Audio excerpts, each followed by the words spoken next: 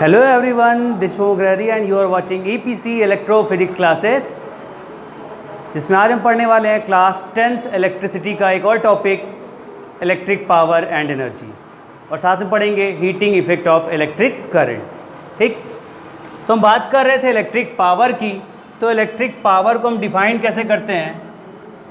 तो ये जो पावर इलेक्ट्रिकल पावर है इसको हम डिफाइन करेंगे rate of doing work, rate of doing work, rate of doing work is known as power. तो रेट ऑफ डूइंग वर्क का मतलब क्या हो गया? तो जैसे मैंने आपको पहले ही बता चुका हूं कि रेट ऑफ डूइंग वर्क का मतलब क्या हो गया कि वर्क पर यूनिट टाइम।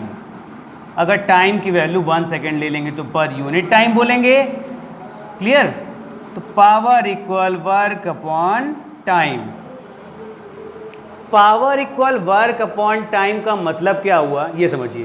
तो देखिए, वर्क अपॉन टाइम का मतलब ये हो गया कि अगर टाइम जितना कम लेंगे इसका मतलब है कि पावर हमारे पास उतनी ज़्यादा है। जैसे मैं अगर ये बोलूँ, ठीक है, हर बच्चे का पोटेंशियल अलग अलग होता है, हर बच्चे की पावर अलग अलग है। ठीक है, तो अगर मैं एक मैकेनिकल पावर की बात करूं और मैं दो बच्चों को सेम टास्क दूं तो हो सकता है कोई बच्चा बहुत जल्दी कर लेगा और कोई बच्चा देर में करेगा। तो जो बच्चा जल्दी कर लेगा मतलब उसके पास पावर क्या है? ज़्यादा है, क्योंकि वो कम टाइम में वर्क कर रहा है। ठीक है, कम टाइम में सेम वर्क कर रहा है, इसका मतलब पावर उसके पास ज़्यादा है। ठीक है, तो हमने बोला power equal work upon time. तो वो वाली पावर कौन सी थी? मैकेनिकल पावर की बात कर रहे थे, जहां पर हम लोग क्या कर रहे थे कि जो दो पर्सन थे उनके वर्क का कंपेयर कर रहे थे।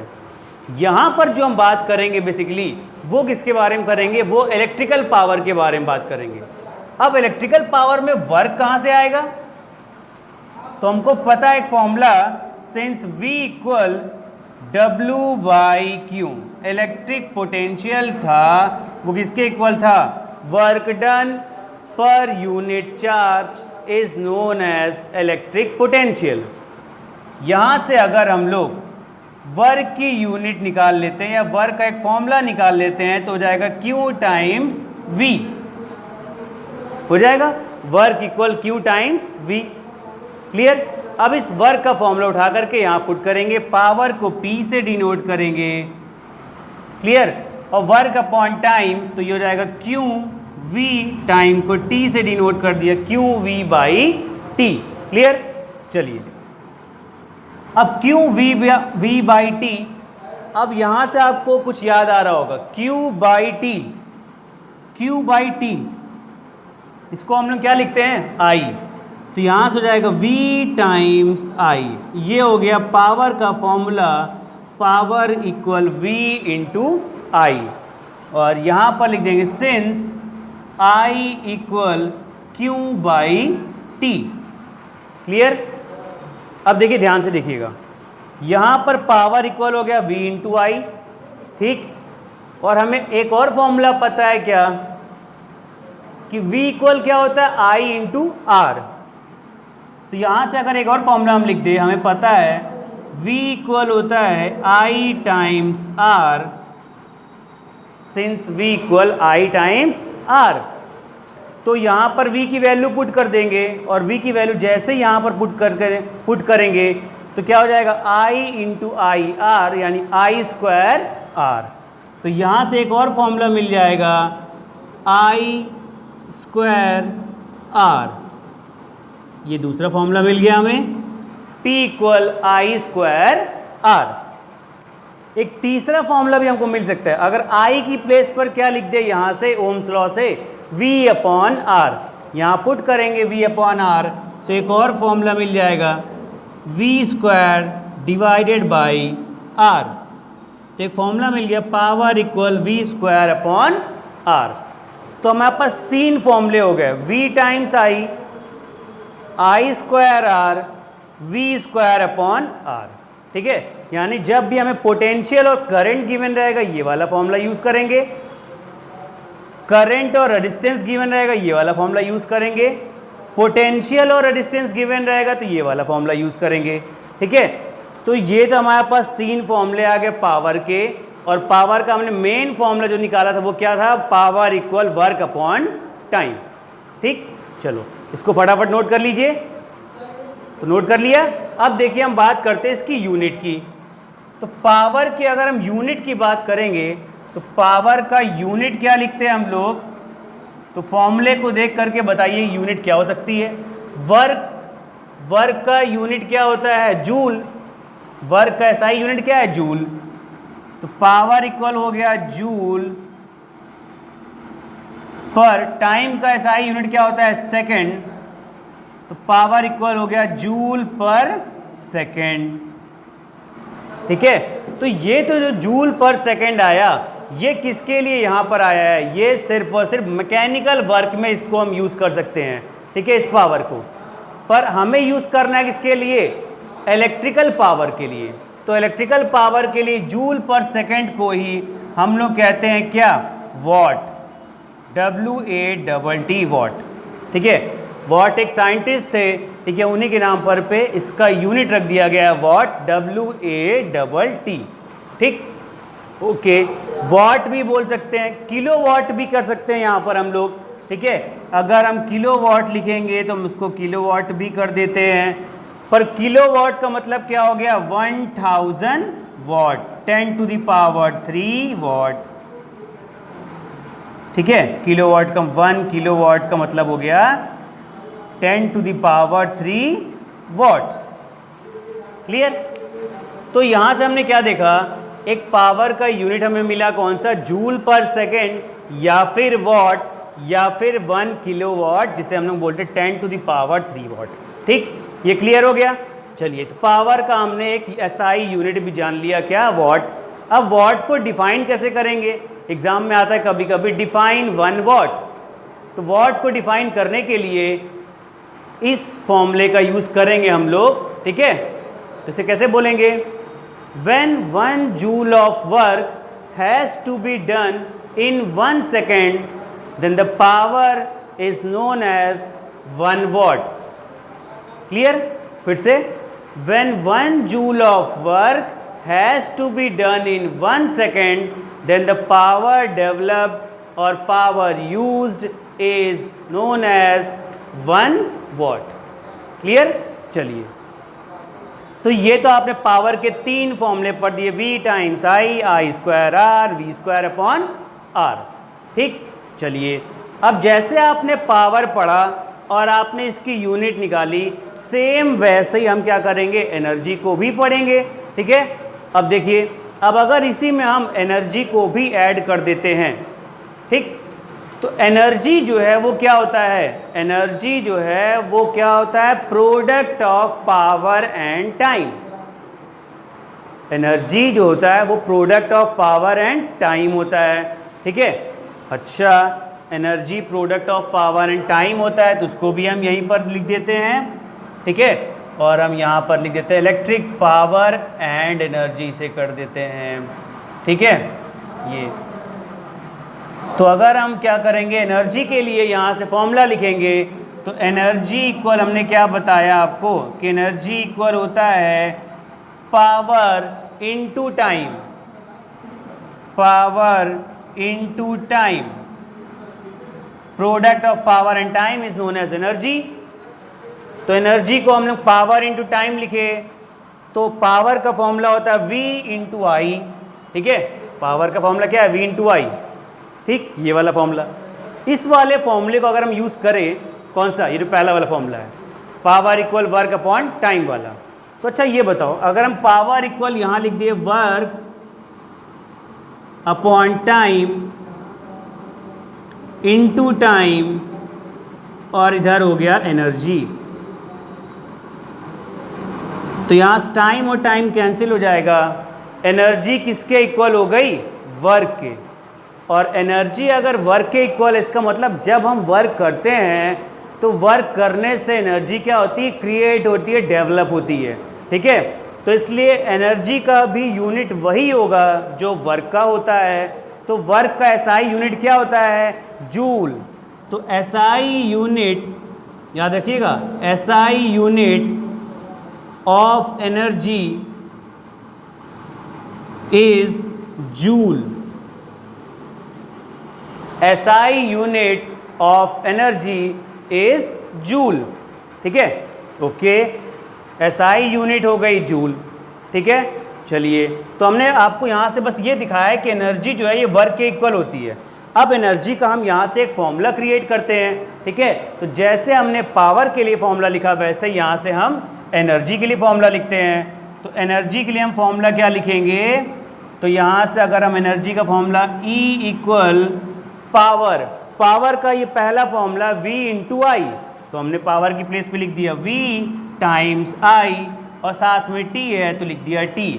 तो एक फॉर्मूला हमको मिल गया E equal VI T। Clear. दूसरा फॉर्मूला हम क्या लिख सकते हैं यहाँ से, I स्क्वायर R, पावर की प्लेस पर लिख देते हैं अगर हम लोग E equal I square R और साथ में time I square RT। Clear. एक और फॉर्मूला लिख सकते हैं V स्क्वायर बाई R, अगर कर देंगे तो यहाँ से आएगा energy equal V square by R times T। तो ये मिल गया। तो हमें 3 फॉर्मूले मिल गए, कौन कौन से, E equal VI T, E equal I square RT, E equal V square by R times T। तो जैसे पावर के 3 फॉर्मूले थे हमारे पास, सेम वैसे एनर्जी के भी यहाँ पास 3 फॉर्मूले हो गए। ठीक, चलिए अब अच्छा ये बताइए एनर्जी का यूनिट हम कैसे निकालेंगे। ये तो हमने SI यूनिट निकाल लिया, कॉमर्शियल यूनिट ऑफ एनर्जी, ठीक है, उसकी बात कर रहा हूँ मैं। तो अगर हम कॉमर्शियल यूनिट ऑफ एनर्जी जो होती है वो क्या होती है, किलो वाट आवर, kWh, जिसको हम लोग यूनिट भी कहते हैं। ठीक, तो एनर्जी का फॉर्मूला था पावर इंटू टाइम, पावर का हमने एक यूनिट लिख दिया किलोवाट और टाइम का लिख दिया आवर, तो बन गया kWh किलोवाट आवर। तो एक यूनिट हो गया किसका, एनर्जी का, ये एनर्जी का यूनिट हो गया kWh किलोवाट आवर। इसे बोलते हैं commercial unit of electrical energy, commercial unit of electrical energy is kWh। Clear. इसी kWh को और हम लोग क्या बोलते हैं, इसी को बोलते हैं क्या, यूनिट। इलेक्ट्रिसिटी बिल जो निकालने आता है तुम्हारे घर में, या फिर जब भी तुम इलेक्ट्रिक मीटर में बिल देखते हो या नंबर या यूनिट्स देखते हो, तो वहाँ पर वो यूनिट्स kWh में ही होती हैं। तो तुम्हारे घर में बिजली का बिल आता है, तुमने बोला कि 200 यूनिट का बिल आया है या 300 यूनिट का बिजली का बिल आया है, तो 300 यूनिट का मतलब हो गया 300 kWh किलोवाट आवर। ये क्लियर, ओके। तो ये kWh को बोलते हैं यूनिट। अब ये kWh और जूल में क्या रिलेशन है, एग्जाम में ये पूछा भी गया है, how many joules in 1 kWh। चलिए उसको भी निकाल लेते हैं फटाफट। तो how many joules in 1 kWh, ठीक है, तो कैसे निकालेंगे उसको, सिंस 1 kWh इक्वल 1 किलोवाट को हम लिखते हैं 1000 वाट, क्लियर, इंटू 3600 सेकेंड, ये लिखते हैं, ओके। तो अब अगर हम यहां से देखें तो हमें क्या मिलेगा, 1000 यानी 10 टू द पावर 3 वाट को हम लोग और क्या लिखते हैं, वाट को हमने क्या बताया था, जूल पर सेकेंड। तो यहाँ लिख दिया हमने जूल पर सेकेंड इंटू 3600 सेकेंड, क्योंकि 1 आवर में कितने सेकेंड होते हैं, 3600 सेकेंड, सेकेंड कैंसिल। तो यहाँ से हमें मिल गया 3.6 इंटू 10 की पावर 3 और 10 की पावर 2, 10 की पावर 5, और ये पॉइंट लगा दिया तो 10 टू द पावर कितना हो गया, 6, और ये हो गया जूल। तो ये किसके इक्वल हो गया, 1 kWh। 1 kWh is equal to 3.6 into 10 to the power 6 joule. तो 1 किलोवाट में कितने जूल होते हैं? 3.6 इंटू 10⁻6 जूल। ये एमसीक्यू में भी कई बार पूछा गया है, तो इस बार भी एमसीक्यू में आने के चांसेस हैं। ठीक है, तो इसको फटाक से नोट कर लीजिए। 1 kWh equal 3.6 into 10⁻6 joule. Clear? Okay, तो जितना मैंने आपको अभी नोट कराया है फटाफट इसको नोट कर लीजिए या इसका स्क्रीनशॉट ले लीजिए। ठीक है, क्योंकि नोट्स बनाते चलेंगे तो आपके लिए भी आसान रहेगा।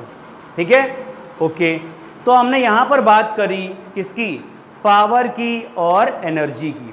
ठीक है, और एनर्जी और पावर में क्या रिलेशन था वो भी हमने देख लिया यहाँ से। ठीक है, हमें एक फॉर्मूला मिल गया साथ में, कौन सा? 1 kWh की वैल्यू मिल गई जूल के फॉर्म में। 1 kWh यहाँ पर क्या था?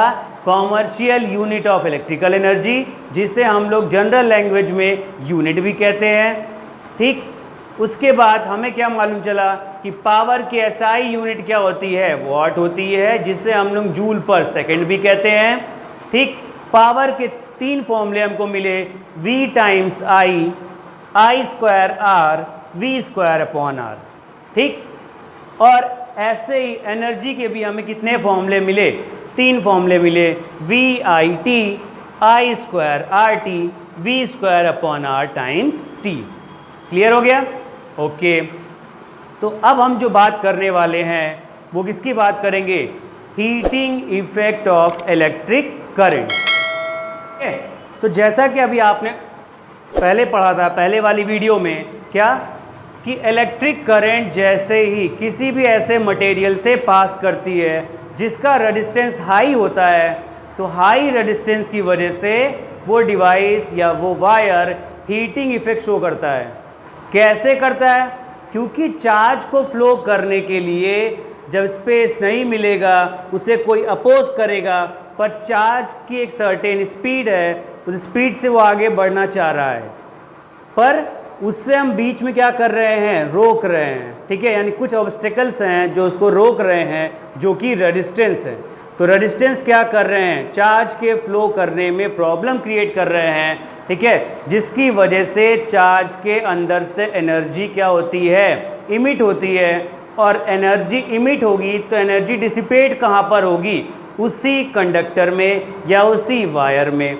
ठीक है, तो एनर्जी डिसिपेट होती जाएगी, और जैसे जैसे एनर्जी डिसिपेट होती जाएगी धीरे धीरे वायर का टेम्परेचर इंक्रीज करने लगेगा, और वायर का टेम्परेचर इंक्रीज करेगा तो वायर रेड एंड हॉट हो जाएगा, और उसी को हम लोग बोलते हैं क्या? Heating effect of electric current. ठीक है, तो हम लोग क्या करते हैं, जैसे कि हमने बहुत सी जगह पर देखा, इलेक्ट्रिकल हीटर भी जो है वो इसी प्रिंसिपल पर वर्क कर रहा है। वहाँ पर भी सेम हम लोग कर रहे हैं, ऐसा मटेरियल यूज़ कर रहे हैं, ऐसा एलॉय यूज़ कर रहे हैं जिसका रेजिस्टेंस हाई होता है, और हाई रेजिस्टेंस के साथ ही उसका मेल्टिंग पॉइंट जो है वो भी कैसा होता है? हाई हो रहा है। तो मेल्टिंग पॉइंट हाई है, जिसकी वजह से वो क्या कर रहा है? ग्लो कर रहा है। ठीक है, हीटिंग इफेक्ट शो कर रहा है। ठीक, अच्छा, तो जब ये हीटिंग इफेक्ट हो रहा था इस टाइम पर जूल्स ने अपना एक लॉ दिया। ठीक है, अब जूल्स लॉ के नाम से जिसे हम लोग बोलते हैं, ये जूल्स लॉ जो था इन्होंने क्या बताया? इन्होंने ये बोला कि जो एनर्जी डिसिपेट हो रही है, ठीक है, एनर्जी डिसिपेट हो रही है और हीट के फॉर्म में कन्वर्ट हो रही है, ठीक है, वो एनर्जी या फिर वो हीट किसके इक्वल है? वो हीट जो है वो डायरेक्टली प्रोपोर्शनल है स्क्वायर ऑफ द करंट। मतलब करंट जितनी ज़्यादा होगी उतना ही ज़्यादा हीटिंग इफेक्ट शो करेगा। और क्या बोला कि जो हीट है वो किस पर डिपेंड कर रही है? Resistance of the wire. और क्या बोला कि हीट जो है वो टाइम ऑफ पासिंग करंट पर भी डिपेंड कर रही है। ठीक है, यानी टी पर भी डिपेंड करे, टी यहाँ टाइम है, टेम्परेचर नहीं। तो हीट जो है वो 3 फैक्टर्स पर डिपेंड करती है, square of the current, resistance of the wire and time of passing current. Time of passing current का मतलब ये हो गया, अगर ये कोई वायर है, ऐसा कंडक्टिंग वायर है और यहाँ से चार्ज पास कर रहे थे, और हमने यहाँ पर अगर एक प्योर कॉपर वायर या फिर एक प्योर मटेरियल का वायर ले लिया है, कंडक्टिंग मटेरियल का, तो चार्ज आसानी से पास कर जाएंगे, बहुत कम टाइम लगेगा, बहुत कम हीट क्रिएट होगी, जिसको हम लोग निगलेक्ट कर देंगे।